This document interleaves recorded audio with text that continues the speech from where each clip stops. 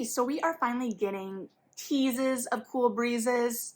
I did not mean to rhyme there. Hints that fall is on the air. And I've taken this as an excuse, an opportunity, inspiration, what have you, to reread The Essex Serpent by Sarah Perry and finally watch the TV show on Apple TV starring Tom Hiddleston and Claire Danes. This is a book that came out in 2016, which does not feel that long ago, but was a longish time ago in terms of book release. And I really loved this book. I know it wasn't perfect, and I know that there are some mixed reviews on it, but I also just mentioned this recently in my back to school video, kind of loosely tying it to Middlemarch in terms of the feel of the thing. It's sprawling, it's a little bit more focused on the domestic, it is about the lives of these characters. And so because it had come out in 2016, I realized I didn't really have a firm grasp of memory of the book itself. I knew some of the themes it played with.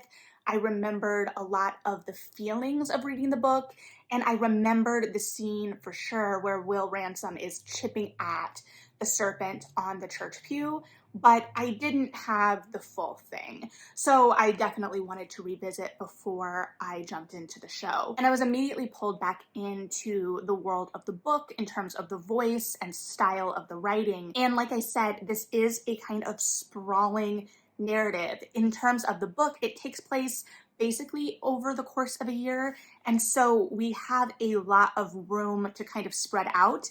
And it is very much focused on characters. We have the central conceit of the serpent. It's kind of the glue binding everything together, but it's very metaphorical. And we know that. We go in knowing that.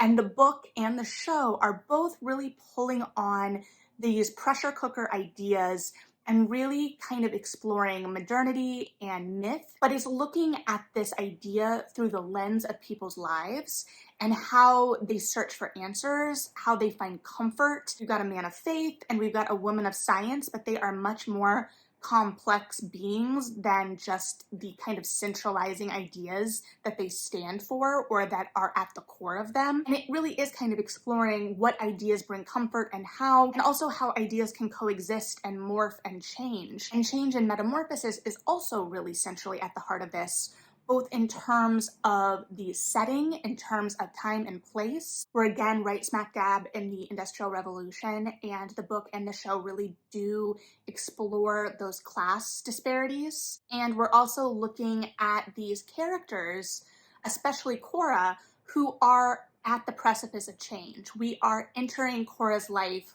as her husband has died, her abusive husband has died. And that's kind of the state of the thing. And the book, the voice, the tone, all kind of mirror those 19th century novels, or at least to my reading did.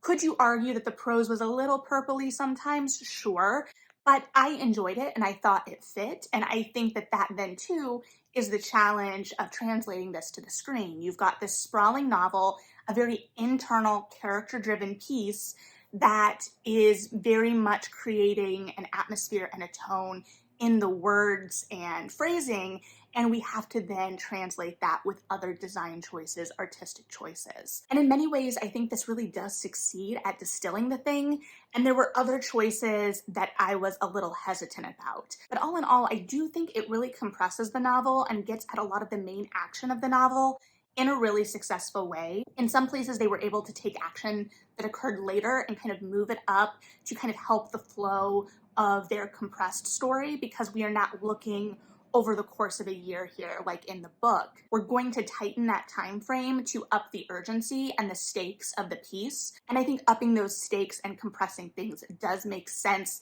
both in terms of narratively telling stories on the screen and also specifically when you have something that is so character focused. You want that momentum of change and the kind of emotional upheaval of these moments to kind of forward things and then get to a new stasis. So we're very much looking at change throughout all of this, because even that tension between modernity and myth, like I mentioned, the old and the new, fables and faith versus science and reason, as those are distilled to their most simplistic ideas, all of those fears and tensions and conflicts related to those ideas really comes down to change and perception of the world and how we think about ourselves, how we think about the world around us. So how do we establish the world? And I think the establishing of the world is very important. I think in the show, they are almost treating the setting as a character, which sounds kind of simplistic, but there are a lot of very specific design choices going in, especially to how they're portraying the town versus how they're portraying the city. And I will get into some of that as well because I don't totally agree with all of those choices. One of the biggest differences from page to screen is how we enter the world. And this feels like such a little thing, especially as I've talked about, page to screen and how change isn't necessarily bad. I was really doing a lot of inward looking because I don't know that I totally love how we were brought into the world in the show. I get it from a more dramatic standpoint, but I'm not sure. I think it sets the tone for what they were doing in the show, and I think it gets at some of the things I didn't love as much choice-wise, and a lot of this I do think is going to be personal preference. So in the book, we get kind of a prologue of sorts, and we're introduced to this nameless man as he is leaving a bar on New Year's Eve and going for a midnight swim, presumably drunk. So just to give you a sense of the tone and the voice of this, I'm going to read just a short piece from the beginning, and apologies for the recitation. But a young man walks down by the banks of the Blackwater under the full cold moon. He's been drinking the old beer down to the dregs until his eyes grew sore and his stomach turned, and he was tired of the bright lights and bustle. "I'll just go down to the water," he said, and kissed the nearest cheek. "I'll be back before the chimes."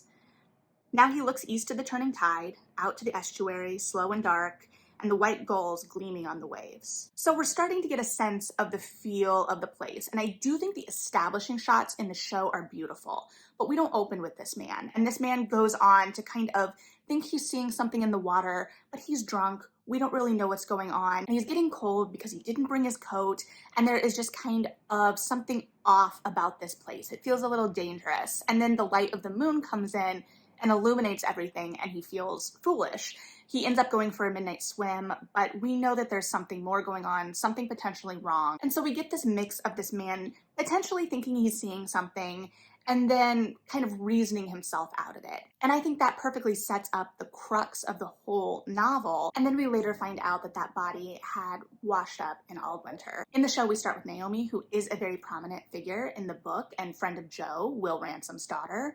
And she is out with her sister, and her sister is kind of scrubbing and apologizing and asking to be forgiven for her sins. And based on the conversation, because she says, "Forgive me for sinning with," and I can't remember the boy's name, we're led to believe she had some kind of sexual encounter. And they name her Gracie, which in the book is Naomi's mother, who has been dead and gone. But in the show, Gracie ends up going missing, and by the end of the first episode is found dead.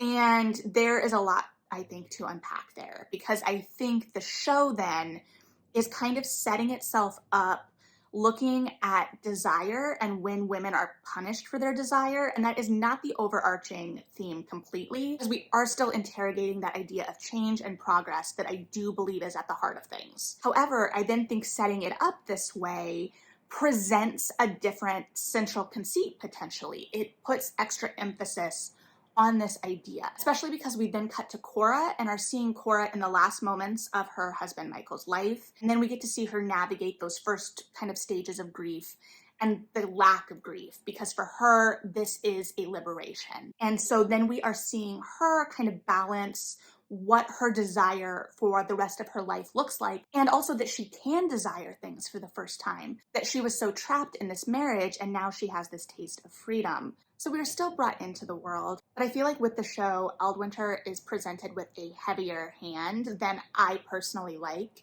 We are pulled into the world from those establishing shots, and the filming, the cinematography, the visuals of this are gorgeous. But I think that some of the design choices in showing town versus country slipped a little too neatly into binaries, because we show London a little bit lighter, even as we do show the grimier parts. And Aldwinter and Essex and the country are shown with this very kind of darkish filter. There is ominous music playing. And I get the idea of presenting this place as holding a little bit more danger, both in terms of the Essex Serpent and in the terms of what this place and the change this place is going to bring for Cora represent. However, I then think we lose a little bit of the complexity and compassion for this place. The Essex Serpent was already being talked about in the book. that was part of what drew Cora to this place, the idea of being able to solve the problems, such as in the show. However, I didn't get the same sense of it as we were introduced to this place as in the show. In the book, we know that it is more present than Will would like, and that he is getting frustrated by it being present and being talked about, but I definitely got the sense that it was that kind of small town buzz, that it was ever present, and the idea that you're gonna blame all your problems on this thing. And sure, over the course of the book, that tension and that danger around that builds. But because we are compressing so much in the show, we started out with that heightened danger, and so we didn't get to build in the same way. And I do think that we suffered for that, because then we lost a lot of the nuance to Aldwinter and the country and these people. We didn't get the sense of building hysteria. We walked in at kind of the height of the hysteria, and all of the characters outside of Will in the town then felt almost caricatures. But I really, really struggled, particularly with the teacher. And I think the show kind of built him out in terms of his role in the town a little bit more, but I didn't get a full sense of what that was. But he was very much presented as a dangerous and paranoid zealot, which exists. I know that, but we didn't really get any grounding to counteract it. Rather, Will was kind of set up as the voice of reason in this town, and he was almost kind of going up against his own parishioners. And Will's kind of arc and change in this, in many ways, reads to me as a crisis of faith. And so here he's kind of facing off against older ideas and fears, even as those ideas and fears are being taken and morphed through a Christian lens by his parishioners. And I think that there is a lot of complexity there, and I haven't fully unpacked all of that, but I think that in those moments, either the show doesn't trust us quite enough as audience members to grapple with that nuance, or it doesn't feel like it has the time to fully tease out that nuance.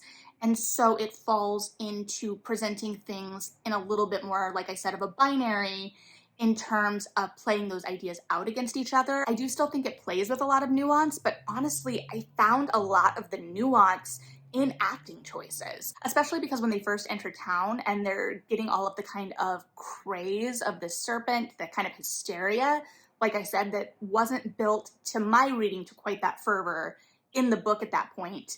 There's also a line about, oh, this is witch burning country, and that just felt a little too obvious to me. And I know that the text in the book can get kind of philosophical, and it might feel obvious coming out as dialogue. And I do think the show did kind of try and fight with that, but there were still moments where things felt just a little too obvious. There, when it talks about the serpent as a kind of stand-in for sin, we don't get that conversation like we do in the book, where Frankie, Cora's son, asks Will about sin and what is sin. And I think that that scene actually was written pretty actively. They're skipping stones on the water. And here it just felt a little blunter. It felt like we were drawing kind of stark ideological lines. And while we wanted to kind of tease out and explore that nuance, we didn't always succeed at that. And in terms of that feeling a little heavy-handed too, in terms of the design choices of being darker, the more ominous music, things that I do think were meant to build the tension. Instead, those moments end up feeling like they are guiding us as a viewer in what we're supposed to think about this place. And I would have rather had a little bit more ambiguity and open-endedness to that as well. I wanted to feel a little bit more conflicted in my thought, and instead we were presented with a village that was in hysterics. And like I said, I think if we had been able to kind of ease into that, see that buildup, see the conditions and the tensions that were really already putting them on edge, I think that would have felt a little bit more complicated. That being said, I know a lot of those conditions in the present and people that are at the point of hysteria, and I don't really have complicated feelings about any of that, so who knows. However, in this fictional world that's already living so much in the interior and in metaphor, I would have liked a little bit more there, I think. But there were also moments that felt like they should have been a little too obvious or heavy-handed, that were handled so deftly by acting that they were incredibly moving. there is a moment where Cora is telling Will about the abuse she experienced, basically, which is already a delicate conversation because we as an audience have seen it in flashbacks. And I don't remember as explicit a moment of confession or of her, articulating this verbally to Will in the book. I know I remember him picking up on it, but I don't remember it being spoken. Correct me if I'm wrong. But in the show, Cora says, he told me he wanted to break me and mend me with gold. And the delivery of that line had me in tears. And I was a little on the fence about the casting of Cora. I'm not gonna lie, I love Claire Danes. So she absolutely won me over. I loved her portrayal. But in the book, she is not a beauty. She is more solid. Her stomach is described as soft. And so the book talks about Michael, her husband, dead husband's attempts to kind of shrink her down. And so in some ways, just her inhabiting her physical body in the book feels like a revolution. So Claire Danes killed this role. And I think that they did still attempt that with some of her costuming and physicality and the way she took up space that way. But it was definitely something of notice, especially because in the book, Cora brings all of these people into her orbit and she pulls them in and she is engaging and these people love her, just as in the show. And there is something very compelling about exploring that with a woman who is acknowledged to not be a beauty, and what about a person can pull you in like that. But the show did attempt to show us a little bit more emotional ugliness and rawness from the character as well. We got a lot more intimacy there, I think, especially in Cora's breakdown, and I think that that worked really well. And I loved the relationship, especially between her and Martha in this. I loved Martha, period. But I liked that, because in the book, Martha doesn't really call her out like in the show. They get rid of the character that kind of calls her out via letter, makes it much more active, and I think that it works. We have that pressure cooker of that friendship. We know that there is more we know that there is more to the depth of feeling on Martha's side. Honestly, the side characters were probably some of the most interesting for me in this, even honestly in the book reading this time around. And we do kind of compress a lot of the timelines in terms of their storylines.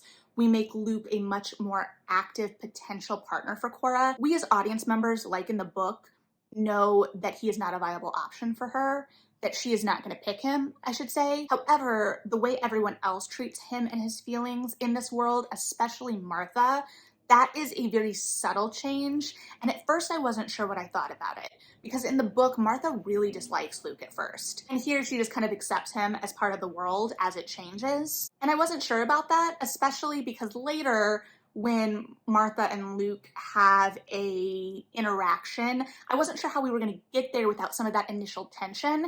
And I think that they maneuvered it super, super well. I also liked that they moved up the timeline of Luke's successful surgery so that he was kind of living in the basque of that success for most of the narrative. I thought it worked really cleanly. There was a change to the end of his storyline I didn't love, in that him and Cora have a fight. I thought that that read well. I liked the tension of that. I liked the drama of that. I thought for translating something like this to the screen, that made sense. However, and this is going to be a spoiler for sure, so if you don't want spoilers, maybe skip a little bit, but in the book, he is attacked by the man who tried to kill the man he had saved via his heart surgery. And this man was mad that his attempts were foiled. So he attacks Luke when they are out looking at the housing with Spencer and Martha.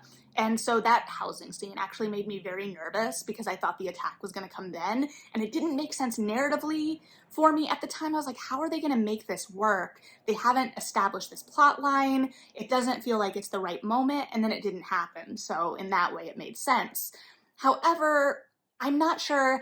I think they were playing with the randomness of the danger, especially because they'd gotten rid of the whole plot line with Edward, who I believe his name was Edward, who in the book Martha ends up with. I do like the changes they made to Martha in that respect, especially her relationship with Spencer. I love Spencer. And so I think they already had to change it structurally to fit with the story they were telling, and the fact that they'd cut out that plot line. So then I think the fix was to play with that idea of the randomness of violence and this man of science, this man who, I wouldn't say craves order, because we've seen his living space and kind of the way his mind works is a little bit more scattered. However, as a character, he is scientific, and he definitely, I would assume, finds comfort in a predictability of sorts. And so in this moment of the narrative, his world has already been shattered in many ways, and then we further shatter it. And so it's a little bit metaphoric and symbolic, obviously, as well, because the whole narrative is in some ways, but I think that that's what they're playing at for sure. But also in terms of these narratives,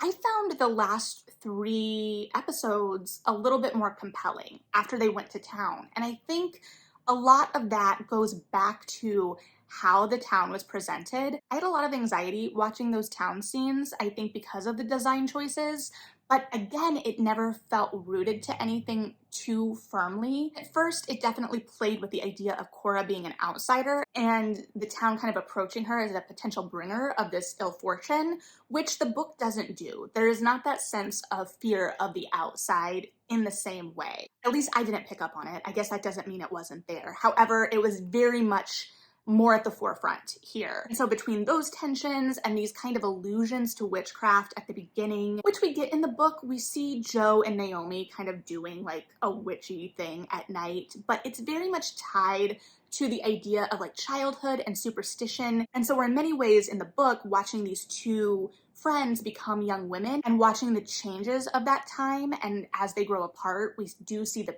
pain of female friendships at this time, which I thought was great.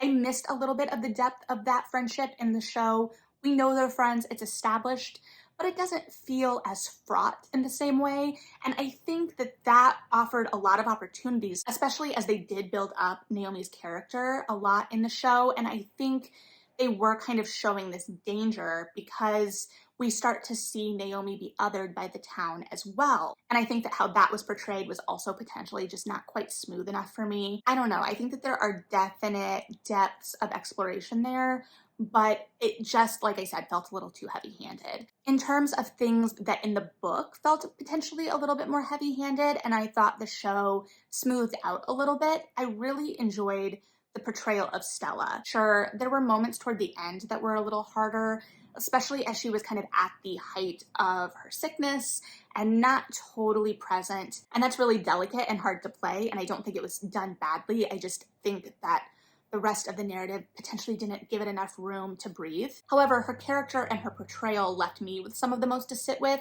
and it may just be, you know, what I was drawn to in terms of sitting with. But one, in the show, from the minute we see her, she's in blue.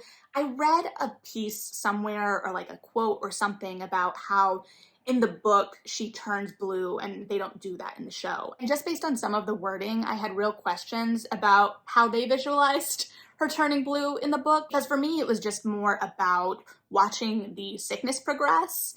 But I don't know. The minute she starts kind of collecting things is where it gets a little harder. And the show actually moves that up. And I found that that offered a little bit smoother of a gradient. We see her kind of already gravitating toward this thing and then moving further into it and the comfort of it as she gets sicker. And the fact that she already kind of liked to collect blue things gave her an in with Frankie earlier in the show. And so we watched them have a bond earlier in the show, which I think gave them both something more to kind of explore, and it gave more nuance to that as well. And it also kind of provided this balance as we watched Will and Cora get closer together. In some ways, Cora was taking care of Will for Stella. That's too simplistic and is not the entire crux of the thing, and I think that that is part of what makes Stella so interesting. Because in the show, based on the fact that we see her in blue immediately, I assume as an audience member that she knows she's sick. In the book, she knows she's sick. She doesn't know till a little later how sick, but we establish a Stella who is very aware, which is also some of the heartbreak of her delusions later, even as I am still kind of unpacking what that portrayal may be saying about the narrative's kind of seesaw between faith and science or what have you. Again, I don't think we're setting these up to be strictly mutually exclusive. I think that is what the narrative is interested in exploring. However, the way some of that is portrayed at the end of the narrative then makes me question that. However, we have a very perceptive Stella, and I could never get a full sense, and I don't think we were supposed to. I think that's part of what sets Cora on edge as well, obviously, of what she felt about Cora and Will's relationship. It felt like there was a level of approval she had given to that because she keeps pushing them together in many ways. And it's hard as a viewer not to wonder, if she knew how sick she was and she was trying to look out for Will after she was gone, how exactly we were playing with that, because it's a much more complex situation because this relationship between Will and Cora is so complex. It's so fraught. And this idea that he is a married man. And I thought the show did a great job at really emphasizing that even more than the book. As someone who doesn't really like infidelity plot lines, it was fraught and hard, but also very engaging and added a nuance and a complexity to the whole situation. And as much as I think that the show could have established Will and Cora's initial connection a little bit more gently, I think because we rushed through those first couple hundred pages so quickly, we didn't really get the cementing of those relationships that so much relied on later. In some ways, I actually much preferred the way her relationship with Luke was established in terms of what we were going to have to contend with later. But again, I think it was because we were rushing so many other things and the tensions of the town were bleeding in, not allowing those relationships to kind of breathe and grow, even her relationship and friendship with Stella. However, those tensions, those anxieties that we saw embodied in the town were kind of the outward manifestation, it felt like in many ways, of Will's mental state. And it was kind of a chicken and egg scenario of part of what was driving him to that mental state was the town's reaction to the serpent, but then it was also a mirror, especially after Cora was introduced, of some of his internal conflict. And I think that the way that they drove up this pressure and his tension there really worked. I liked how they changed the scene of what drew Cora and Will to, spoiler alert, sleep together. I didn't like it 100%, and that the tensions felt a little forced in that moment. But for one, I did like that it was kind of a decision made together, which we do get in the book. But first, we have this moment where Will is very conflicted about these thoughts and these desires he is having, and he masturbates onto the rocks of the sea. And that was weird. I mean, I get it. It's a striking mental image. I'm sure it would have been very striking translated to screen. I don't know. It just felt like the passions and the tensions of the changing relationships and what we had experienced at the party was driving that a little bit more. And then Will was already on this precipice, so it made a little bit more sense. And like I said, they were both equally kind of driven to that moment. And it then reads as a moment of release in multiple ways that we then grapple with the fallout of for the rest of the narrative. What I especially like is that they then maneuvered the fallout of this and Will's kind of emotional inner turmoil to bring us to the scene where he attacks the serpent on the bench in the church, because it felt a little weightier. It felt a little bit more symbolic, and there was a reason that Will was doing that. The action felt a lot more grounded to me. But that relationship, and especially how the show kind of changed that relationship a little bit, we, again, spoiler alert, are given a happy ending of a sort. We see them together 6 months later. I do like that they gave it room to breathe, and we know that Will had more space to grieve, and we start seeing him grieving basically from the minute he finds out Stella is sick. I will say that there was a moment that really pissed me off with Will in relation to Stella's sickness that we didn't circle back to in any way that I think was important. He's with Stella and he says basically, "This is my judgment," referring to Stella's sickness. And we've already had the scene previously where Stella is like, "This is my illness. I should have control over this." And there is a power there too. I think that is one of the moments that really complicates the science versus belief, moments of her taking control and saying, "No, this is how I wish to proceed." Also, they don't send the children away in the show, which it's like, okay, but she has consumption, tuberculosis. She is contagious. And in the book, they know that. In the show, presumably, they know that. So, get the kids out of there. They make a reference to someone taking them after school, but it seems to be more in relation to Stella's energy levels. And I don't know. But anyway, circling back to the "this is my judgment" thing, this idea that her pain is a result of his action or that he can claim her suffering as his own. And sure, he's suffering, he's in grief. There's a lot of complexity to that, and they are in love. But I think that that line shows that as much as we are presenting Will as very enlightened, even while still rooting himself in belief and faith, there are still moments where he is not. I wonder what Cora would have had to say to him if she found out he said that to her. I really wish we'd gone back to unpack that a little bit more. And I get it. I get feeling personally like that's a thing. But man, no. But we have this relationship between Will and Cora that really hinges itself on change. Both the change they're both experiencing in their lives over the course of meeting and knowing each other, Cora starting in grief and Will ending in grief, but also how they change each other's lives. And some of that change isn't even related to their direct interactions, but it becomes about how they're acting and how they are relating to the rest of the world, and how some of it is coping, especially for Cora at the beginning. And we again, at the emotional climax, get to see Martha call her out on a lot of this. And it is very much about the emotional climax, especially because in the later 3 episodes, we very much kind of lose the Essex Serpent. And I think there's something to be said about that in terms of what is present danger and what looms large when it is a present danger, and how removing yourself from that situation can kind of remove some of that as well. We see the symbolism of the serpent and temptation and what have you in this place, and then we move from it. But then we do have a little bit of a disjointed thing, especially with how much bigger the serpent was built up at the front of this. And so I was very interested to see how the show was going to resolve it, especially because in the book we get 2 resolutions of a sorts, and that just didn't make sense narratively for them to do in the show. I didn't think anyway, and they didn't do it, really. They alluded to both of them, though. We still got the moment on the boat, and in the narrative, too, the appearance of the serpent or the explanation of the serpent was used as a kind of emotional release. And in the show, we used it much more as a resolution, which made sense. It was treated as the kind of catharsis and the washing away. This idea that we've kind of been through a pressure cooker of change. What do we look like on the other side? And what do our fears look like? And the things that haunted us at night look like on the other side. In this case, it was a whale.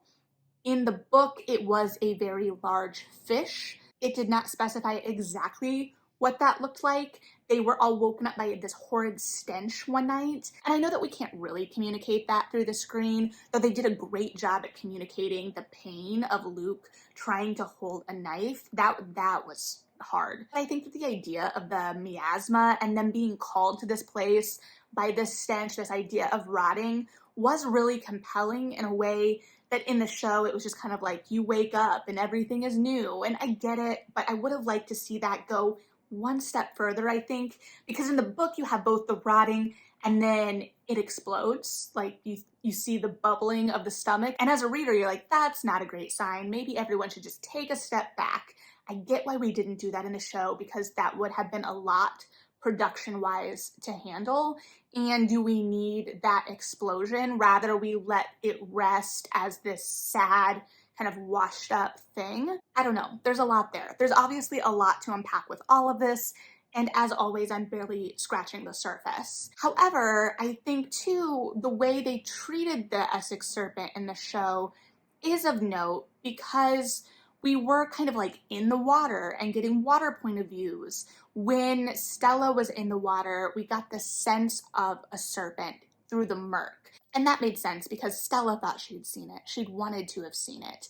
And so I do think they did a good job at kind of alluding to the fears that existed in these minds, especially because we did kind of have to play that knife's edge of, is it real? And I think that maybe too why I didn't love the coloring and the fervor and tension of everything in the town at the front half, because it took away, for me as a viewer, from some of that possibility and that unknown. It made it seem like it was a given that there wasn't a serpent, or it felt like it was trying to visually indicate so hard, like maybe there is a serpent, or maybe there is something more sinister going on here. Some of the shots in the first episode, I was like, am I supposed to think Will Ransom is up to something? Am I supposed to think Will is doing something weird. Like, what are we doing here? Are they going to be changing the story fundamentally? I think one of the scenes this succeeded the most was when the fishermen are out and the guy drops in and the net gets taken away, and we can get that sense of paranoia and fear without it being too much one way or the other. And I think that is a challenge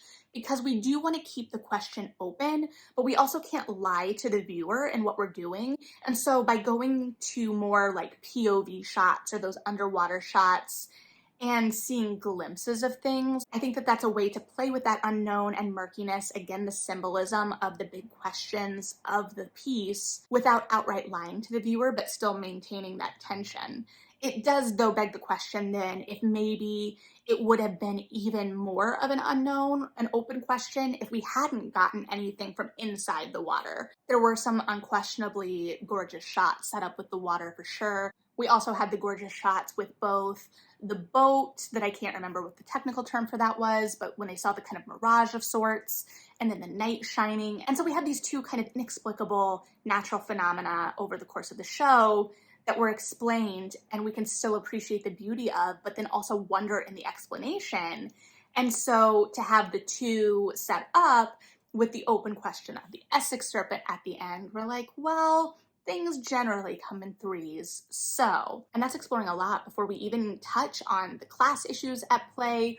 We get a peek at tenement housing and piecemeal work and the state of medicine at the time. And I like the way that this is weaved in for Martha in relation to her friendship and relationship with Cora. And so it doesn't feel far away from the narrative.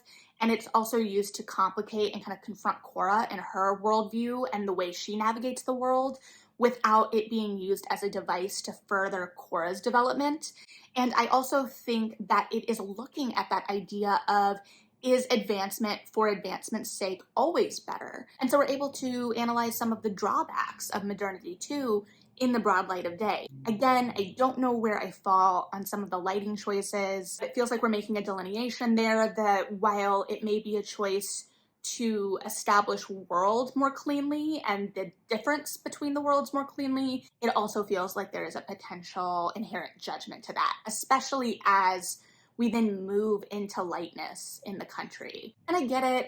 I just think I would have liked a little bit more of a gradient, maybe. Not sure. I also think there's something to be said about the juxtaposition of the darkness and the murkiness when thinking about the Essex Serpent, or the illusion of the Essex Serpent, and then contrasted against the brightness of the operating theater and the idea that in theory we have all of the answers of the human body laid out before us.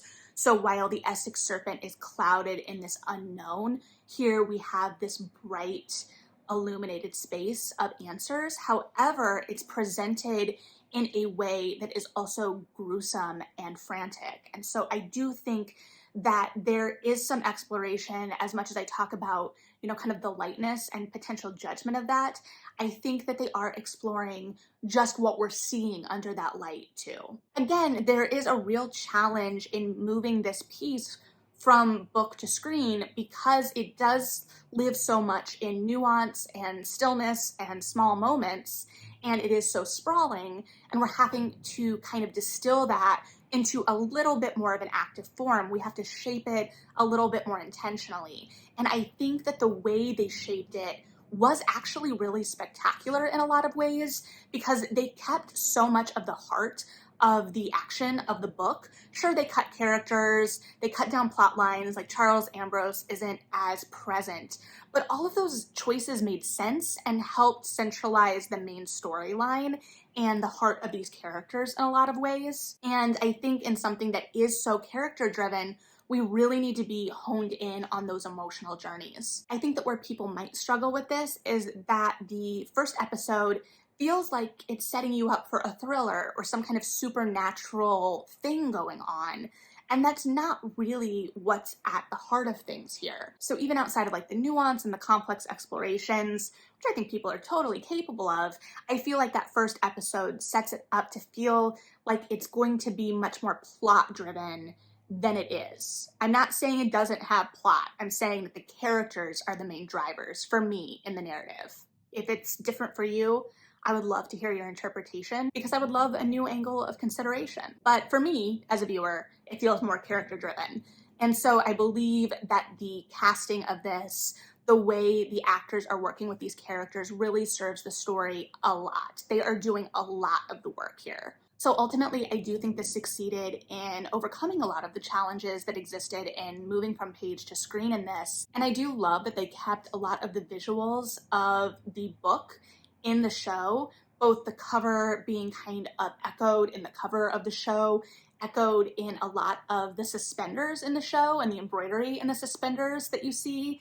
I love the cover of this book, so that worked for me, but it also just felt like it was pulling on a similar tone and telling me as a reader and a viewer that it was pulling from that tone. And so I do think that the show is ultimately interested in exploring a lot of the same ideas of the book. I don't think that it always succeeds at the same level of nuance just because of the differences in medium, but that is also not to say that the show lacks nuance or that the book doesn't have moments of being heavy-handed, because neither are true. But I guess those are just some of my overarching ideas about the show and the book and how both are playing with the idea of modernity and myth and what they're saying and how they're saying it. So I would love to hear your thoughts on this if you've read it, if you've seen it without reading the book, and how you think that has shaped your viewing experience, or what you got from the viewing experience that maybe deviates from how I interpreted it from having read the book first. If you haven't watched yet, I definitely think you should. I think the fall is the perfect time in terms of atmosphere and those themes of kind of death and renewal and just the feeling of the piece. It feels like fall to me personally. If you disagree, let me know. But thanks for hanging out and listening to my thoughts. Read something good, like and subscribe if you feel like it, and yeah, bye.